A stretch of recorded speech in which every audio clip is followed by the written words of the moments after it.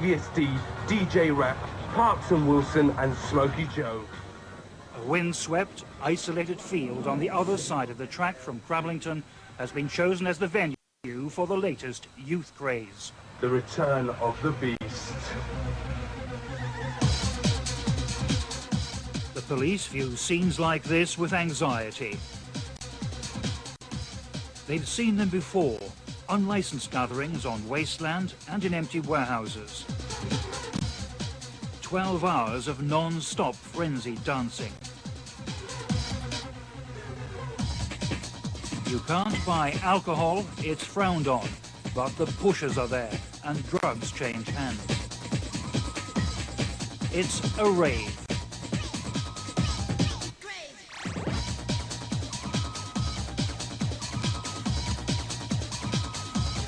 I'm well impressed. I think it's going to be a good night, An all-night, it's an all-night rave. It's starting from about 9 in the evening, going all the way through to about 10 in the morning.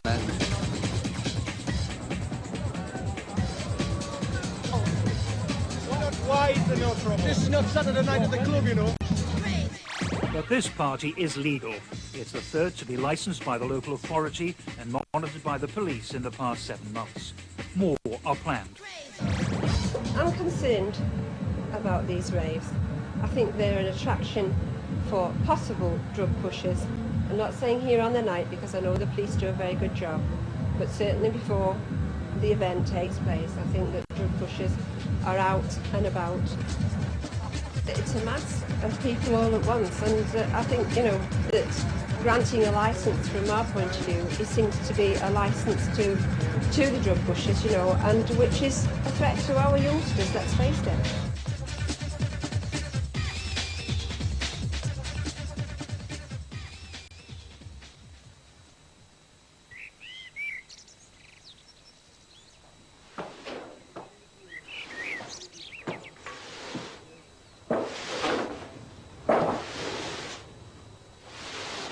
Dawn.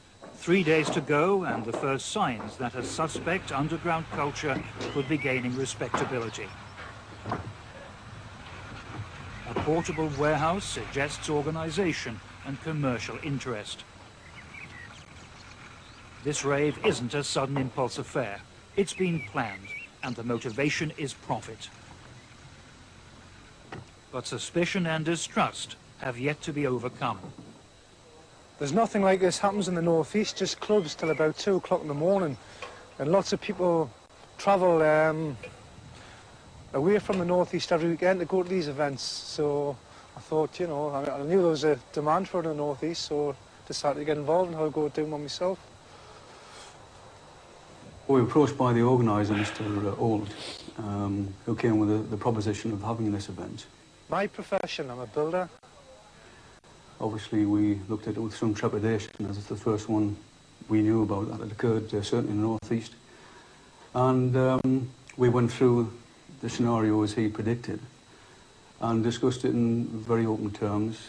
Obviously, we were keen to establish his motivation behind having such an event, which we did, and from day one he impressed us as an honest type of person who was keen on doing things properly and above board.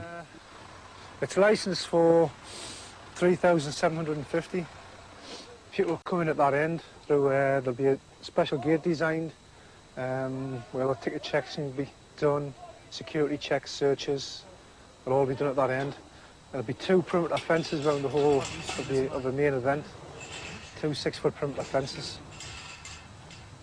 It's true to say we would try and avoid having the event in the area if we possibly could. However, the alternative to that is to have an illegal, totally legal and unannounced venue where all of a sudden the area could be flooded by many thousands of people, which would be totally unannounced and totally beyond our control.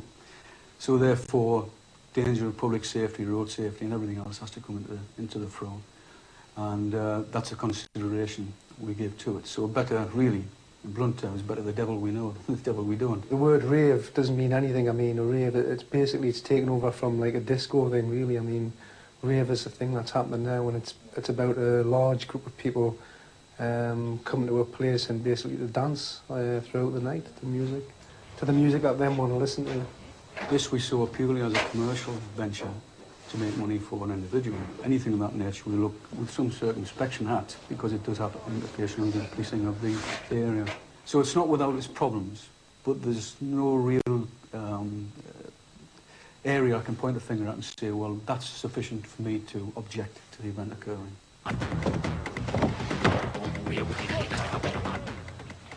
They're all there for one reason, that's the music. There's a certain group of DJs playing a certain type of music that these people want to listen to. Well, the DJs that are coming are the best of it in the field, you know, the best DJs you can get.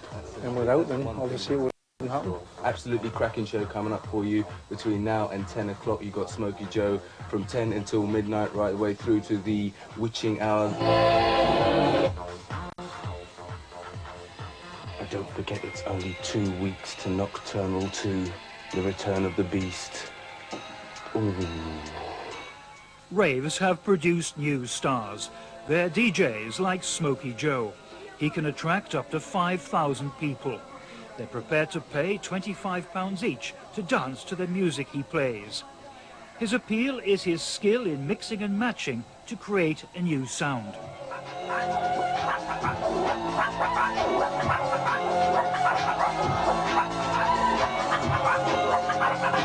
I am excited.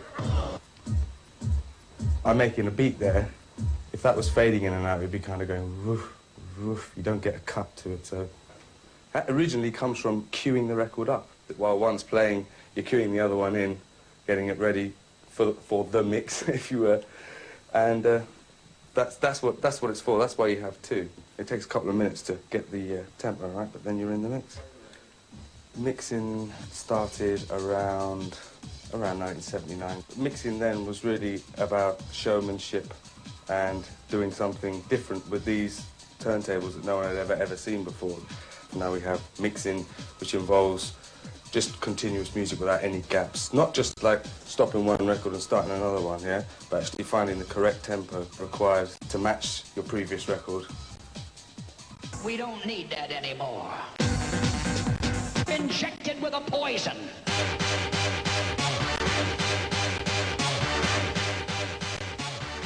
It's difficult to explain. Certain records have certain parts of them that are recognised by people, and that's the bit that people like about it. Yeah? You can cut those bits in and out as often as you want, as long as it's in the correct tempo.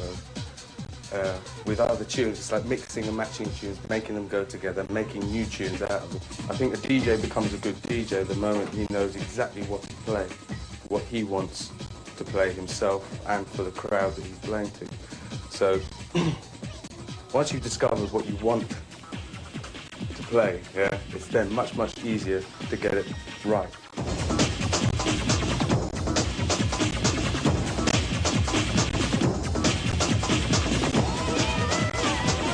This is just I suppose this is just an extension of my ego, I suppose.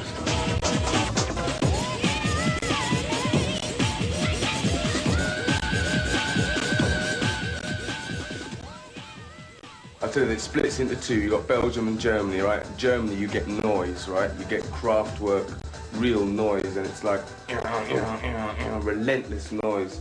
Belgium, you get melodies like this. They're just noises, but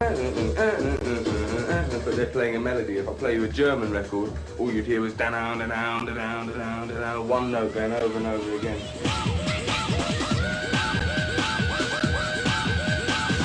A number of people have said to me, why have the police allowed this event to go ahead?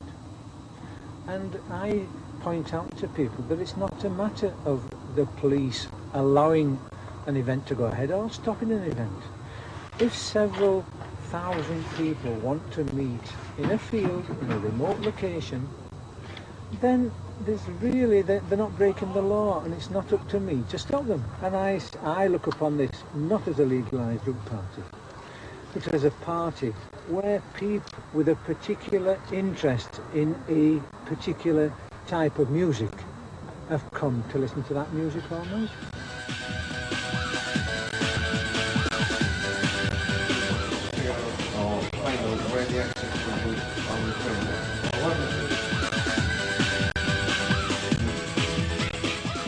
I pay £8,000 for the police, more than St James's Park pay for policing, right? I cover the whole bill. It doesn't cost the poor taxpayer a penny. I could lose £40,000 at the blink of an eye like that, you know. But like, I've sort of weighed a few things up, and I think, you know, it's all about putting a good event on, getting people there, giving people a good night. The drug issue, I mean, I do as a promoter more than anybody could possibly do, than any public house where people go and take drugs or buy drugs, any nightclub which, you know, people can go in and take drugs. People can go into these places without even getting a search, without drug squad officers being there.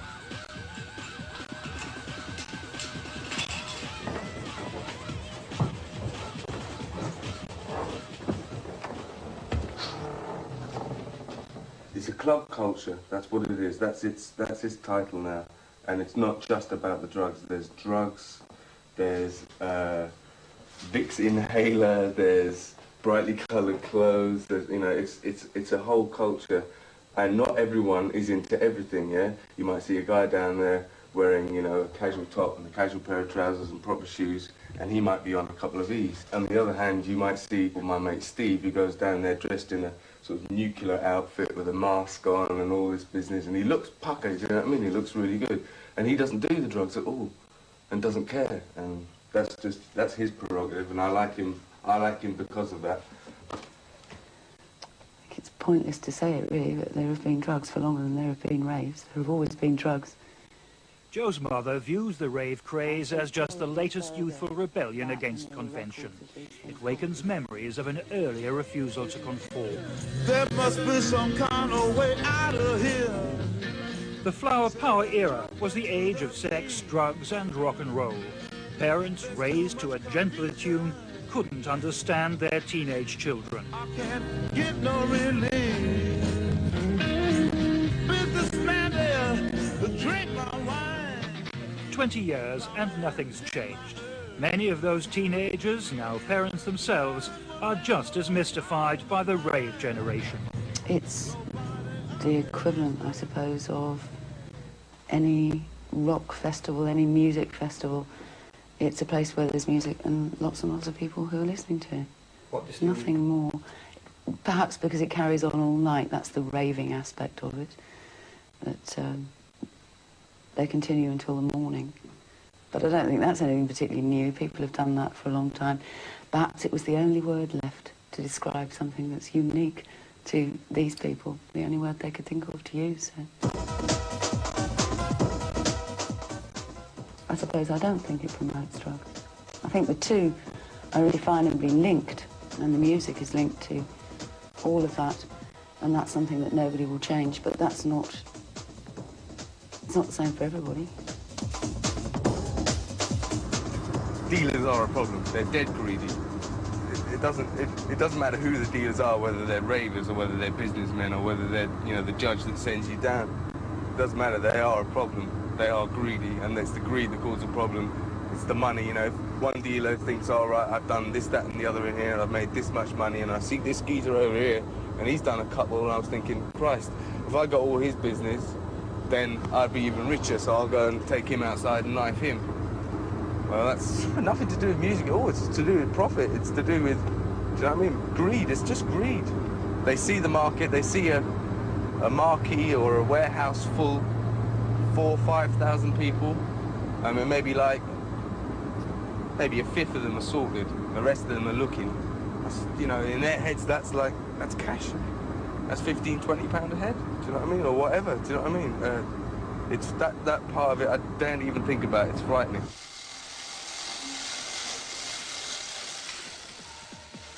An event goes wrong, I think, when you start to get big drug dealers involved, you know, if they're trying to get into your event. And that's when all the troubles having start, you know, and the atmosphere gets bad.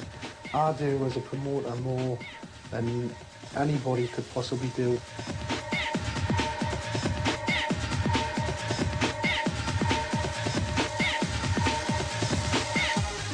There's tents and stages, there's flooring, There's a lighting show, laser show, fencing, road signs, police, security, extra. Oh, there's been a lot of things. We've had to ensure that there's adequate numbers of toilets, general health and safety implications of the structure, the flooring, fire escapes. DJs, flights if you fly them from abroad, accommodation, printing, toilets, heating, advertising, medical, St John's, rubbish. Because it isn't the floor we were expecting from the very beginning. When we had our initial meetings, we were given information about various things that were coming on site, and that included the floor, and we were shown photographs of flooring which had been used elsewhere. When we actually got here, the flooring was not what we had previously been shown, and I know the organiser was very upset with it as well. We've overcome that by placing hardboard over the problem areas and then placing matting over the top of that, which gives a reasonably level surface. At least there is a floor, because a lot of other raves you go to, you'll end up dancing on the grass until the grass is mud, and then when the mud's turned into rivers, it's, you know, all your designer trainers get destroyed and stuff. I suppose that's the weakest thing here, isn't it? It's the floor. The fact the floor isn't flat. It was excellent when it was illegal. It was absolutely wicked. There was a buzz to it, and there was a buzz to getting busted as well, you know, when the police used to come along, turf everyone out. There was one party in London that I went to in 1988. The police wanted to clear this, so they thought, well, one thing they would do was to set the siren on the vans off. Unfortunately, one of the top tunes at that time had this siren going through. Can you feel it burn? Too strong. Check this out. Now that it's legal, obviously it's much safer. But also now that it's legal, you might think, oh, it's not much of a kick. This isn't a warehouse party. It's a legal rave in a sports centre or in a fully framed and floored warehouse.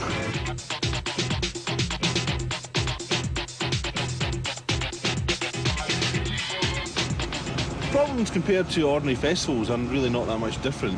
The only big main problem is obviously the drugs element, and everybody needs to be searched before they come into the venue. It's one of these things that it's better having a rave which is licensed than something that isn't.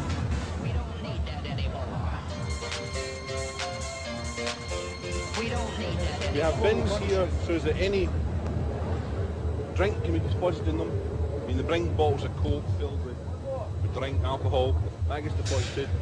We literally give them what we call a soft pack now.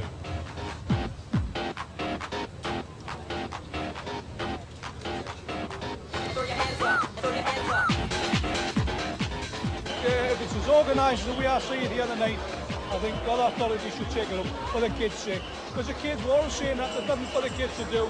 This is the answer. Right. If they're prepared to behave themselves, we can have these on every weekend. That is the brief and as far as that you need to know. The other thing is what I want to bring to your attention tonight, for those that may not know, is I have the type of tablets that people might supply. And therefore there for you to look at. There's some amphetamines, crushed amphetamines, LSD, and cannabis. We don't need that anymore. Whoa, whoa, whoa, whoa, whoa. Guys, sorry, you can't film this. Right? This could lead to court cases, so you cannot film that, right? I'm sorry, mate.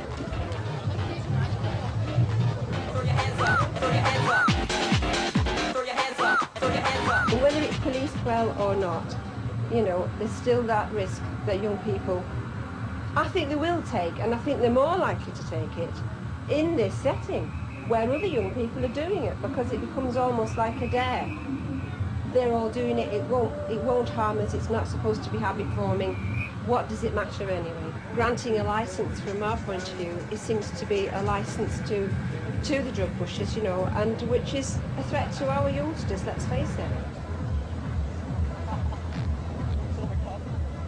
My philosophy is one of trying to police something properly, where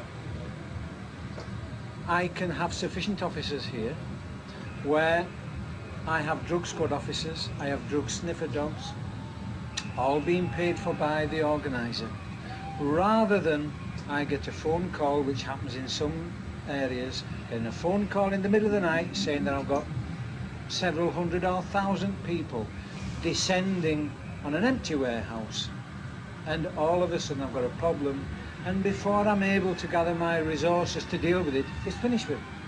At least here I can police it, try my damnedest to control the drugs. We don't need that anymore.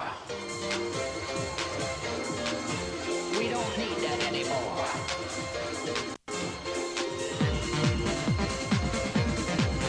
We don't need that anymore.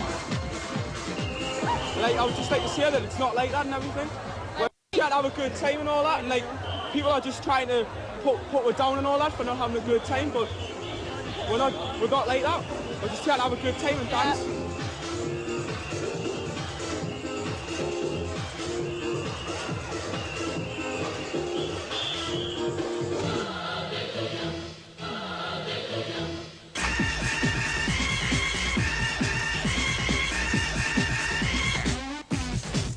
The way people think that they can find meaning in life is through getting more and more excited. I don't blame the young people. I say that's the culture in which we live. I tend to think that raves are unhealthy anyhow. I mean, I think it puts a pressure on kids in all sorts of ways. I mean, the danger, although we understand many of these things are supposed to be drug-free, but we know that some drugs get in. Injected with a poison.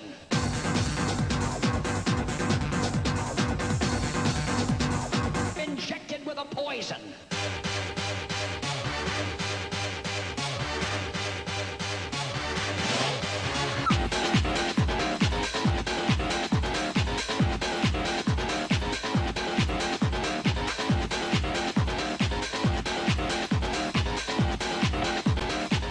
The last three I've employed promo bots, they're called. They seem to hype the crowd up a bit, you know. I'm only interested in doing the event properly. I'm not interested in skimping on it and having trouble, because I mean, I know fine well if one event goes wrong, I mean, that's it. I won't get another bite at it, you know.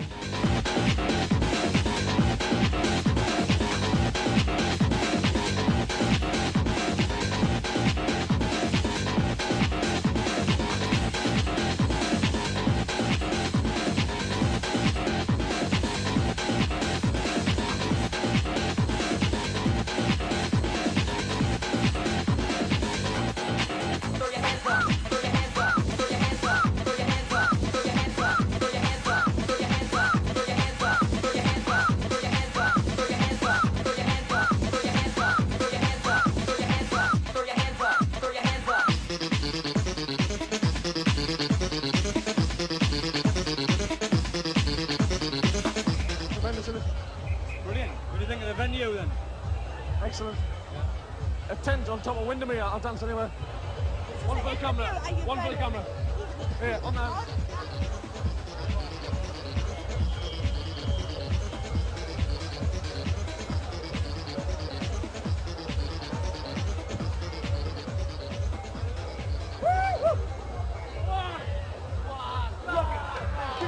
In your area, loud and clear for all to hear. You know it, so show. We're moving and grooving. Nocturnal in the house. Well, it's something entirely unique in my experience. I've 20 years service in, and I've been to one or two events, but nothing of this type at all. I think it's best described in my eyes as being surreal. I spoke to quite a number of the young people who attend there before the event, and in general they seem perfectly nice young people who in many cases travelled a long, long way to get here. When the event started, when the music started and the strobes, the lights and all the rest of it came on, the situation changed. They still remain nice people, but I found the difference being that there was no communication amongst them. They were in a world of their own, 2,000 people in a world of their own, without any communication between any one of them. I did have occasion to speak to some of the young people as the night went by, and I'll be talking to them quite loosely, and they would be answering quite loosely. And all of a sudden they would start dancing frenetically, as if totally beyond their control. And they would just carry on and bop off into the distance, and that was their entertainment.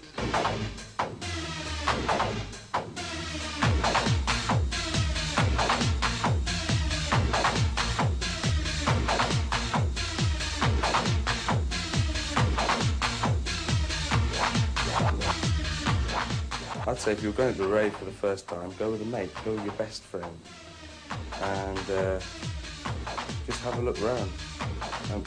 It's obvious, trouble's obvious to me. Raves are usually big enough so I stay well away. A nightclub is often not big enough to get out of the way.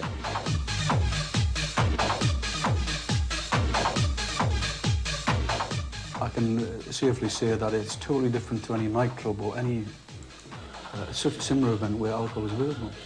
The threat of violence just wasn't there. There was no fear of anybody setting about each other or anything like that, which you always have. In fact, in some occasions you can actually taste it in the air that there is going to be trouble. But I can honestly say that that wasn't the case. People went there just to enjoy themselves, and by goodness, they certainly did that, the majority of the time. We don't need that anymore. We don't need that anymore.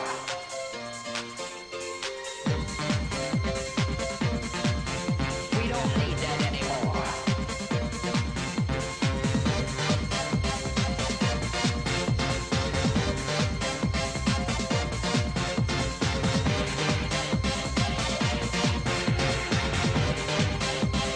Are you listening to me?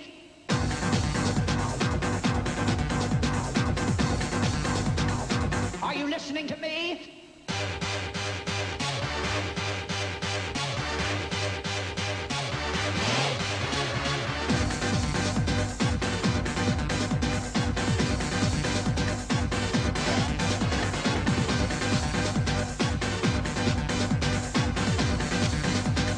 We don't need that anymore. We don't need that anymore.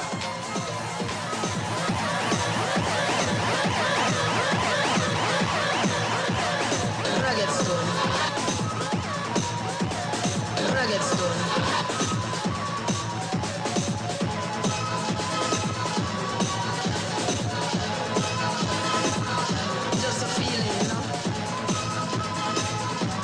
Express yourself. Rather than meditation. Meditation. Meditation.